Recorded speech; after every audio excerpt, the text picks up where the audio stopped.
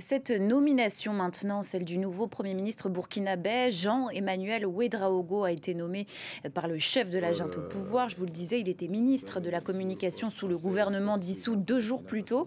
On en parle avec notre correspondant dans la région, Serge Daniel. Bonsoir à vous, ravi de vous avoir avec nous sur ce plateau. Alors, quel est le contexte de cette nomination ?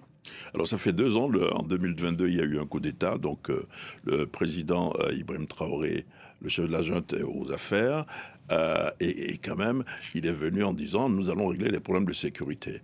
2 ans après, un peu plus de 2 ans après, le constat est là, vous avez des problèmes de sécurité qui demeurent, vous avez des milliers de déplacés, j'ai lu un chiffre tout à l'heure, vous avez plus d'1,5 million de déplacés, c'est quand même énorme, et puis à côté, vous avez des pans entiers du territoire national, toujours occupés par les djihadistes, il ne faut pas l'oublier, il y a des marches de protestation des populations civiles qui ne sont pas d'accord, et puis à côté, vous avez des problèmes économiques. L'économie burkinabé, je ne dirais pas qu'elle est à terre, mais ça ne fonctionne pas, il y a des problèmes, le pouvoir d'achat, ça pose problème, donc il voulait un second souffle, il voulait imprimer un second souffle à son action à la tête de l'État, alors qu'il dit, son slogan c'est « nous sommes venus pour changer les choses ne changeaient vraiment pas », et son ancien Premier ministre a été probablement une espèce de...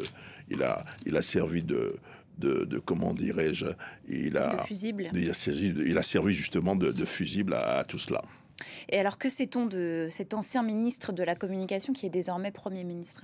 Alors, c'est très intéressant parce que c'est un produit de la presse burkinabé. Il a été rédacteur en chef de la télévision nationale. Il dirigeait à l'époque il animait une émission célèbre qui s'appelait Sur la brèche. Il est devenu directeur de la télévision nationale. Et son ascension, c'est vraiment après le coup d'État de 2022. Et là, le président, c'est je dirais pas le chouchou du président, mais c'est quelqu'un qui est à l'oreille du président. Il est très écouté par le président, qu'il a fait d'abord comme ministre de la Communication, oui, porte-parole, ministre d'État, et là, Premier ministre, pour donc imprimer un nouveau souffle à son action. Mais on va voir le gouvernement qui va suivre comment les choses vont se passer pour voir si ça va imprimer un rythme. Est-ce qu'il y aura plus d'ouverture, par exemple? Des journalistes sont déjà craintifs, d'autres disent non, attendons, nous allons le voir à l'œuvre.